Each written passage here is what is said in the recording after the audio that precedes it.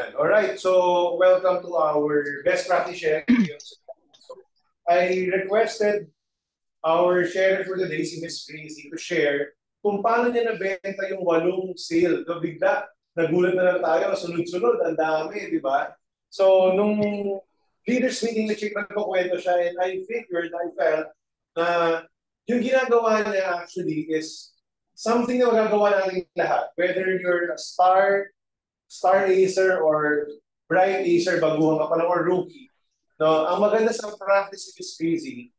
Applicable siya talaga sa lahat. So, sino sa inyo gusto maging MDRT? Pero siyempre lahat tayo, di ba? So, isa to sa yung ano, sa share niya, mga magagawa niyo, yung i-apply sa sarili niyo. Alright, so Miss Crazy, yan, kwento mo naman, no? Paano mo nakuha, sa nagsimula, sa nakuha, sa nanggaling, yung 8 clients mo so far, first half pa lang ng August.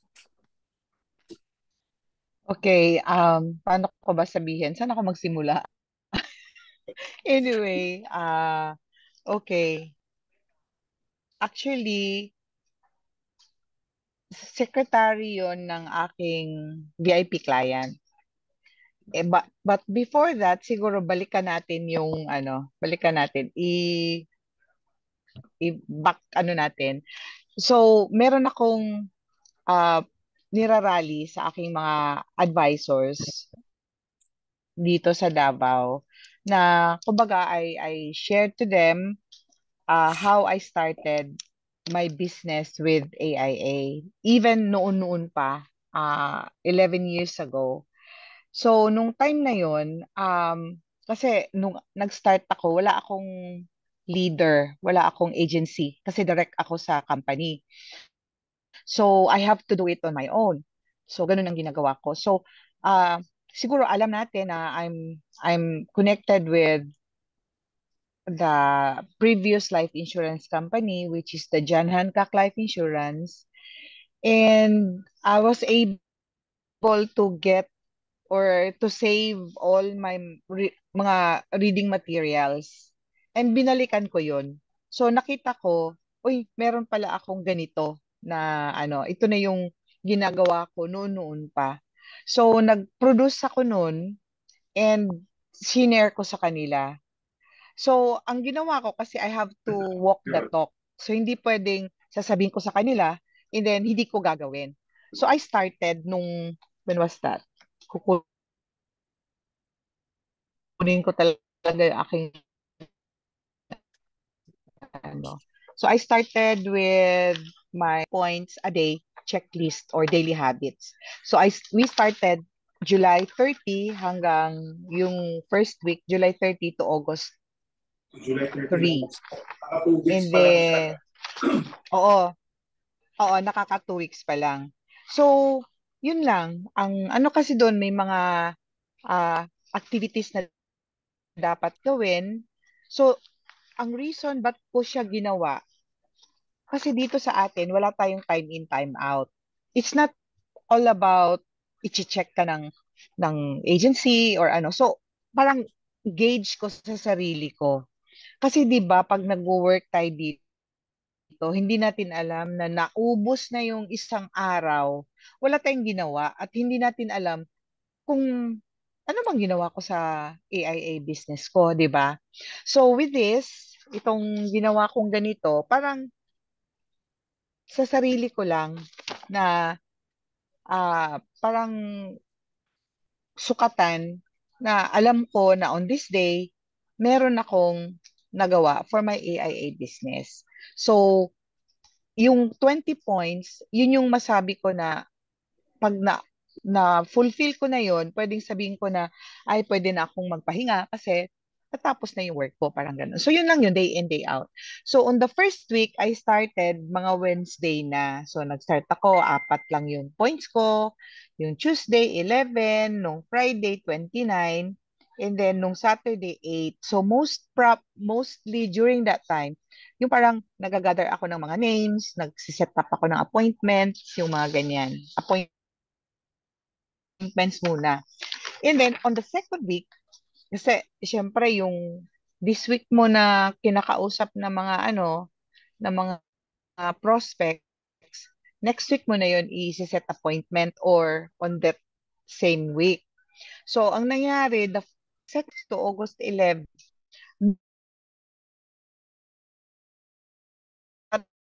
nung ko, doon ko na pinasok yung appointment ko ba. So, mayroon ako 1, 2, 3, 4. So, madami akong, kumbaga, presentation, face-to-face at saka yung sa online. Yung oo, padala ka ng mga proposals, mga ganyan. So, kasali yun doon, may mga points na. So, during that time, ayan, on the second week, parang full week, from Monday to marami akong nakausap. At doon na pumasok yung aking benta. So, yung naisip ko, yung secretary ng aking VIP, nag-send lang ako ng ng parang um, message lang. So, ang opening ko sa kanya, parang passing lang siya. Parang, sandali, basahin ko yung sinend ko sa kanya. Para at least alam nyo kung gaano kasimple yung ginawa ko. So, parang sinabi ko lang, Hi, Miss Janine. Um, Sabi ko sa kanya, Hi, Miss Janine. Tapos sumagot naman. Nung sumagot siya, sinabi ko lang, ah, baka interesado ka, meron kaming savings program. Sabi nga gano'n. Baka interesado ka, kasi may anak siya dalawa. Sabi ko, baka interesado ka, meron kaming savings program sa AIA. And baka gusto mong i-check. Sabi kong gano'n. Great siya for the kids. Para siyang pamana, educational savings, or retirement. Gano'n. Tapos sabi lang niya sa akin, ay, oo nga, parang maganda yan. Sabi yang gano'n. So, nagsabi na ako, oo, ito, maganda nito kasi kahit hindi ka pa tapos nagbayad, ganyan, on the sixth year, meron ka nang matatanggap na payout. So, yun na, parang na ako. Tapos, sabi niya sa akin, sige, padalan mo ko ng proposal. Tapos, pinadalhan ko siya. Medyo hindi niya naintindihan. So, sabi ko, mas maganda siguro magkita tayo in person kasi alam ko parang interesado na siya. So sabi, sige, mag-meet up daw kami. Tapos sabi niya, magdala daw siya ng kasama niya. Sabi ko, sige, maganda, magdala siya ng kasama. So true enough, nagkita kami ng Thursday. Oo, Thursday. Tapos medyo na late sila. Ayoko naman i-close yung deal during that time kasi parang masyadong short yung time. So doon explain ako, ganyan-ganyan. Tapos yung kasama niya pala, very interested kasi na rin siya, parang cancer survivor, mapera, and may anak din siyang dalawa na gusto niyang kunan. So, parang doon pa lang, parang nakita ko na ito close na to. So, sabi ko, sige, mag-meet up tayo Saturday para doon na natin, ayokong madaliin kasi ayokong ma-feel nila na atat na akong mag-close ng benta. So, ang nangyari nun, pagka Saturday, but before that, nung Friday, may nakausap din ako na na-referred siya ng isang client ko na kinontak lang niya ako. So, naka-close na ako ng Friday. So, pagka Saturday, nagkita kami. So, hindi ko in-expect. Nung Saturday, I will, I will be going to close 7 cases. Wow, grabe. Kasi yung contact ko na yun, yung dalawa niyang anak, kinuna niya ng A+, tapos silang dalawa ng asawa niya kumuha ng ACP 100 kasi nga medyo natakot sila dun sa kasi cancer survivor nga yung kasama niya. And yun nga sabi niya accidental daw na naka-claim siya ng insurance kasi binintahan siya ng East West Bank. Oo, paano pa yun? Parang pasapilitan kasi parang respeto lang kasi siya doon parang big client tapos sabi ng mga teller bumili ka naman ng ng insurance wala pa kaming benta so kinuna niya parang lang parang out of respect And then after a year, ayun, nagka-cancer siya. So she was able to get like 500,000 ata. Tapos sabi niya sa akin, Ma'am, nagsisi talaga ako, ba't hindi ko pinansin yung mga, kumbaga yung mga nag-approach daw sa kanya before, dahil kung alam daw niya na maganon yung mangyari, mas malaki yung nakukuha niya because she spent like mga 2 million dun sa chemotherapy niya and everything. Parang ganon. So, yung dalawa na mag-asawa, kumuha ng ACP 100 and then kumuha siya ng dalawa ding A+ signature at saka yung husband niya, kinuna niya ng ACP 100. Kaya ayun, ang nangyari, I was able to close. Ang problema doon, and then, ang dami ng ano, Diyos ko, parang hindi ko na alam anong gagawin ko. Yung mararatel ka na, tapos dito pa sa atin, sa NGI post natin, hindi pwedeng sabay-sabay. Hindi, unlike nung noon, na pwedeng pagsabayin mo yung pag gumawa ka ng proposal. Ngayon kasi kailangan unahin mo yung isa, tapos pagkatapos nun lalabas ka na naman, tapos babalik ka at gagawa ka na naman ng panibago. But it was ang tawag dito, it's a good problem and I was able to, nag-start kami ng 10 o'clock, natapos namin 1 o'clock, yung 7 na applications. So yun. So yun yung storya. So the lesson doon is you really have to do kung yung ano lang talaga activity kasi hindi mo malaman kung sino yung magiging client mo. Ang importante is meron kang ginawa. And then nung time na yun, after a week after nung last week, tiningnan ko yung mga ano ko, yung alam mo yun, ito, these are the files. Makikita nyo. Ayan. Yes, yes.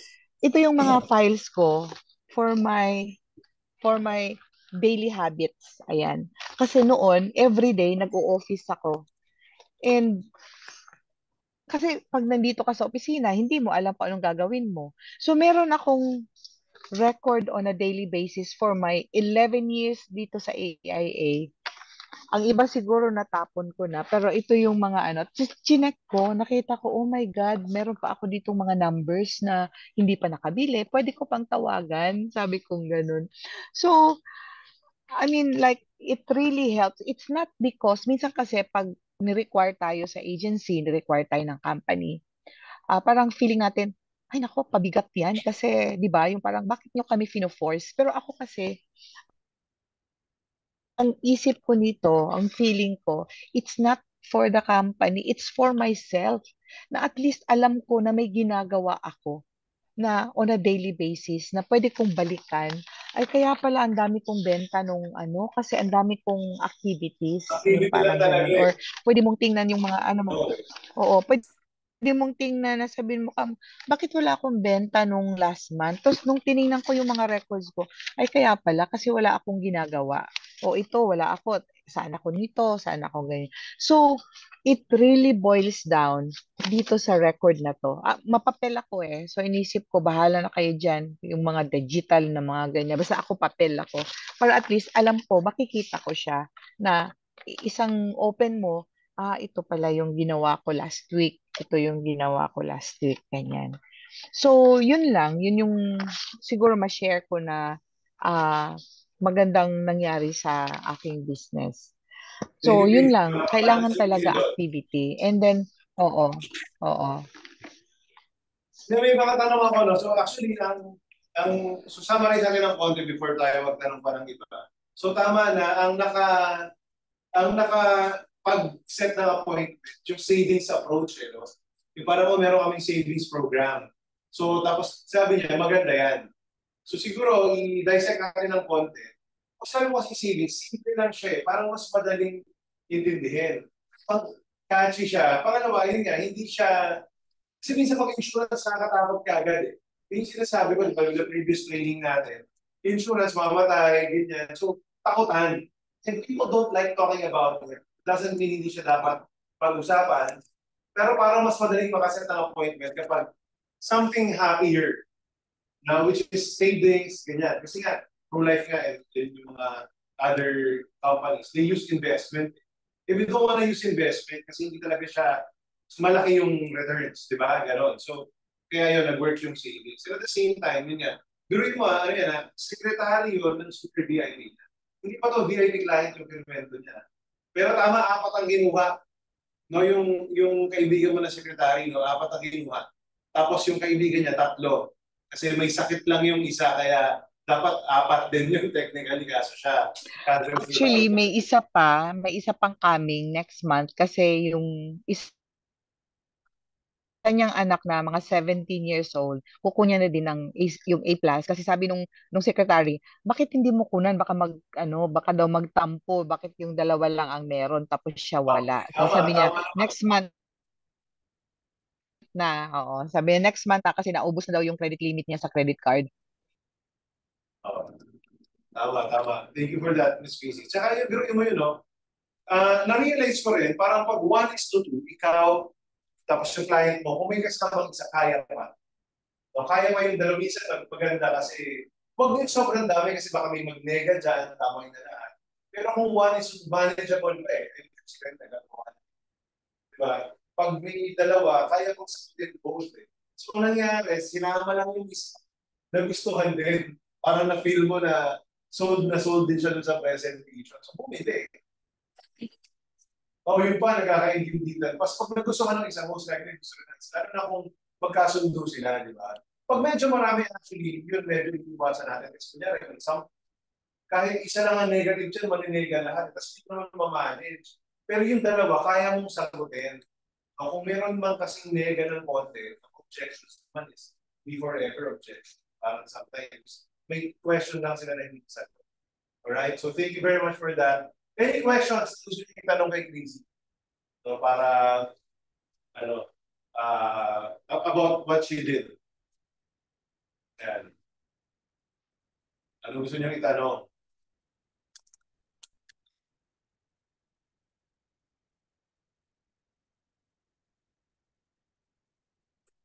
Nasagot na lahat? Baka sa online meron, mag-chat kayo dyan. So, siguro, one of the questions din is also, saan mo makakakuha ng mga ganyan clients? Probably. Ang sagot ko siguro doon naman, hindi mo rin alam kung sino yung bibili ng marami.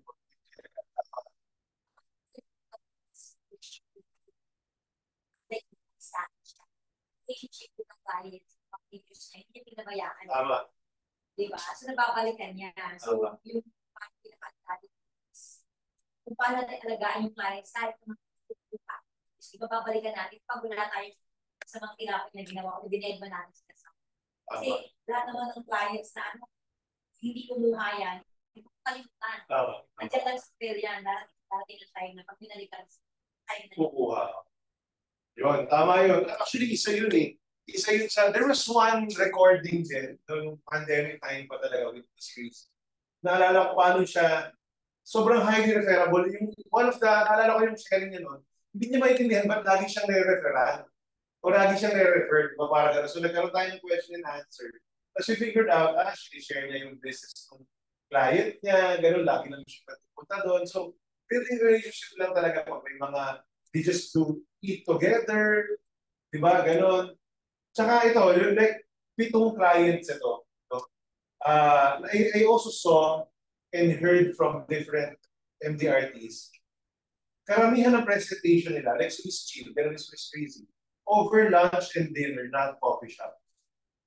Not coffee. So parang, I mean, mas magastos ng konti, pero doon kasi nagkakaroon ng naka-build ng relationship talaga eh. So, mas maganda yung kwentuhan, pwedeng, di ba, matagal, 2 hours kayo doon, hindi nagmamadali, di ba, input,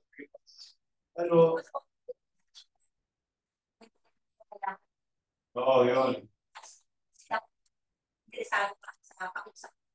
Naging makukuha mo lang, gusto mo po yung napasibig. Tama. Yung kabalik sa kanya, pag nag-rejection na nabusog.